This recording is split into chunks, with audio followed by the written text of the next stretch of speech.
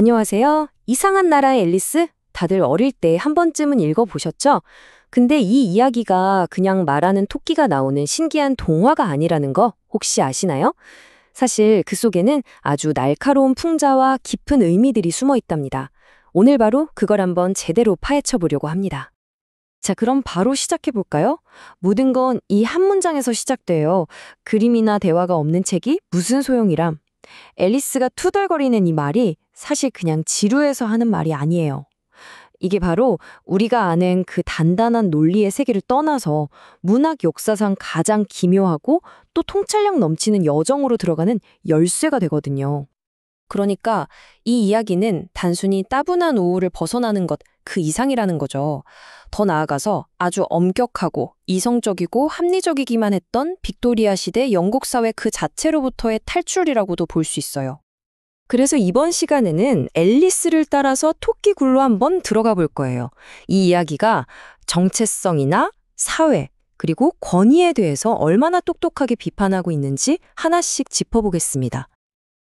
자, 그럼 이 모든 건 어떻게 시작됐을까요? 그건 바로 앨리스의 아주 질서정연했던 세계에 첫 번째 금이 가기 시작하면서부터입니다. 여기서 정말 재미있는 게 뭐냐면요. 이 현실의 규칙이 지배하는 세계에서 완전히 비논리적인 세계로 넘어가는 그 과정이에요. 토끼굴로 떨어지는 장면, 보통은 중력 때문에 엄청 빨리 떨어져야 하잖아요. 근데 그렇지가 않아요. 너무너무 천천히 떨어져서 앨리스가 주변을 둘러보고 찬장에서 오렌지 마멀레이드 병을 꺼냈다가 비었네? 하고 다시 넣어둘 시간까지 있을 정도라니까요. 이게 바로 물리법칙이 아니라 꿈의 논리가 지배하는 세계로 들어섰다는 걸 보여주는 정말 멋진 장면이죠. 원더랜드의 혼란은 여기서 끝나지 않아요. 사실 이제 시작이죠. 그곳에 도착하자마자 앨리스가 가장 먼저 잃어버린 건 가야 할 길이 아니라 바로 자기 자신이었습니다. 앨리스의 몸은요, 뭘 마시면 작아졌다가 뭘 먹으면 또 엄청나게 커졌다가 계속해서 변하잖아요. 이게 바로 어린아이에서 어른이 되어가는, 즉 청소년기의 그 혼란스럽고 불안정한 신체 변화를 아주 강력하게 상징하는 부분이라고 할 수 있습니다. 그리고 이 대사는 앨리스의 내면적인 혼란을 정말 기가 막히게 보여줘요. 죄송하지만 저를 설명할 수 없을 것 같아요. 왜냐면 저는 제가 아니니까요. 스스로가 너무 조각나고 뒤죽박죽이 된 것 같아서 이제는 내가 누군지조차 설명할 수 없는 그런 상태에 빠진 거죠. 애벌레가 툭 던지는 이 간단한 질문, 너는 누구니? 이게 바로 이 책 전체를 꿰뚫는 가장 핵심적인 질문이 됩니다. 앨리스가 자신의 정체성이란 게 도대체 뭔지 그 본질과 정면으로 마주하게 만드는 거죠.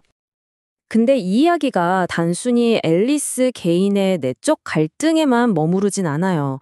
이 원더랜드라는 공간 자체가 당시 어른들의 세상, 그러니까 빅토리아 시대 사회가 얼마나 부조리한지를 비춰주는 일종의 웃기는 거울 같은 역할을 하거든요.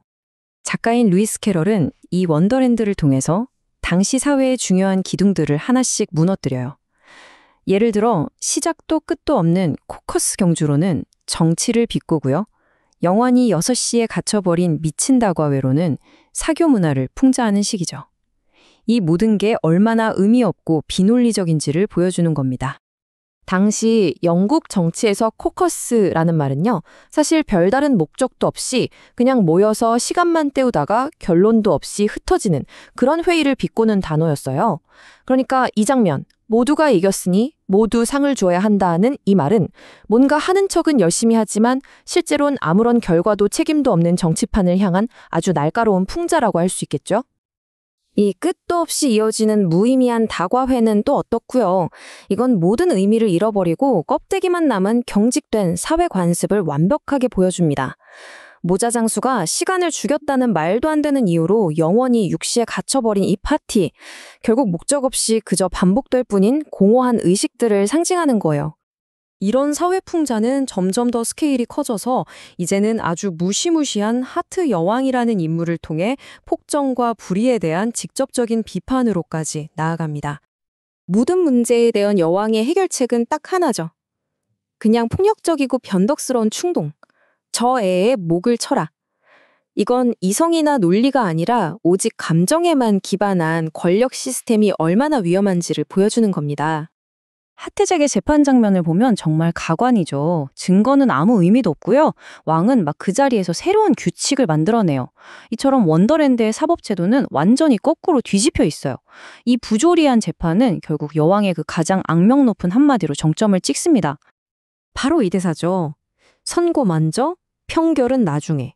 이건 법이라는 시스템이 얼마나 철저하게 망가질 수 있는지를 완벽하게 보여주는 말이에요. 공정한 재판이라는 개념 자체를 그냥 비웃어버리는 거죠. 자, 그럼 앨리스는 이 말도 안 되는 폭압적인 악몽에서 어떻게 빠져나올 수 있었을까요? 어떤 마법의 열쇠를 찾아서가 아니었어요. 바로 아주 강력한 깨달음, 그걸 통했습니다. 법정에서 갑자기 앨리스의 몸이 원래 크기로 돌아오잖아요. 이제 몸도 커지고 내면의 자신감도 되찾은 앨리스는 마침내 그 거대한 권력 앞에서 진실을 외칠 용기를 얻게 됩니다.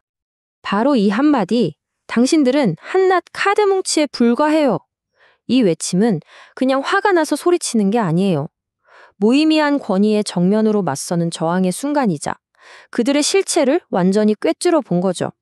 바로 이 깨달음의 순간, 원더랜드라는 거대한 환상이 깨지고 앨리스는 다시 현실의 강둑으로 돌아오게 됩니다.